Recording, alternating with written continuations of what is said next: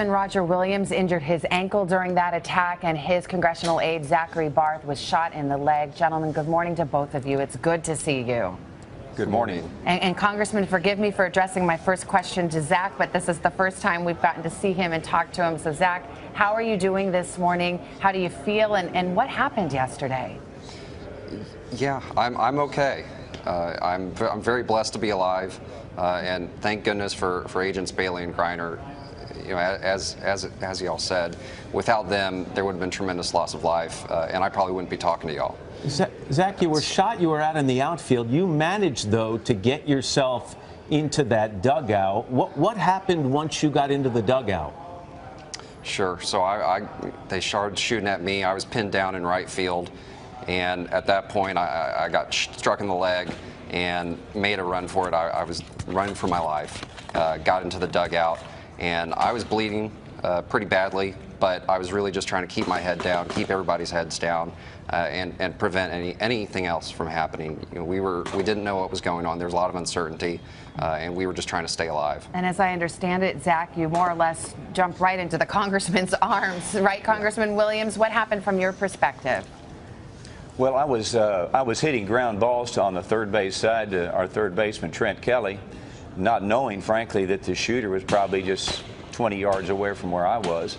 I then went around and started hitting balls to Steve Scalise. I hit the first grounder to him, and all of a sudden we heard this pop, and a lot of us thought it might have been a car backfiring, but then it became pop, pop, pop, pop, pop, and people were yelling, "He's got a gun, you know, get cover." And I turned, and I immediately, it was an action, I guess. I ran into the dugout. I dove into the dugout. The dugout's about 6 foot into the ground, so it's a pretty far to dive head first on a concrete slab. But I did it. When I got there, I was immediately with Congressman Flake and Mo Brooks, and all of a sudden here comes Zach, and he just jumped in there, and all of a sudden here we were arm to arm, and Mo Brooks took his belt off and gave it to Flake and I, and we helped put a tourniquet on Zach's leg to help his bleeding, and then we stayed down.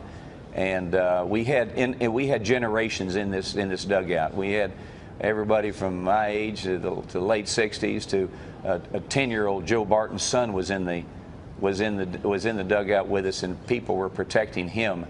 So we bonded that day, but it was a scary thing. And I just want to say real quick that the thin blue line worked. These two officers were fabulous. They saved all of our lives. There's no question that it would have been different if they hadn't been there, and we owe it all to them. Yeah, if you think about what would have happened had that gunman not been opposed by those two officers during those first 3 minutes before the Alexandria police got there. Another thing that struck me, I don't know if you saw that animation we had. This gunman started on the third base side, went up and down the line, around toward home plate and back up, because he couldn't find a way to get on the field. Have you stopped to think about what would have happened had he made his way onto that field?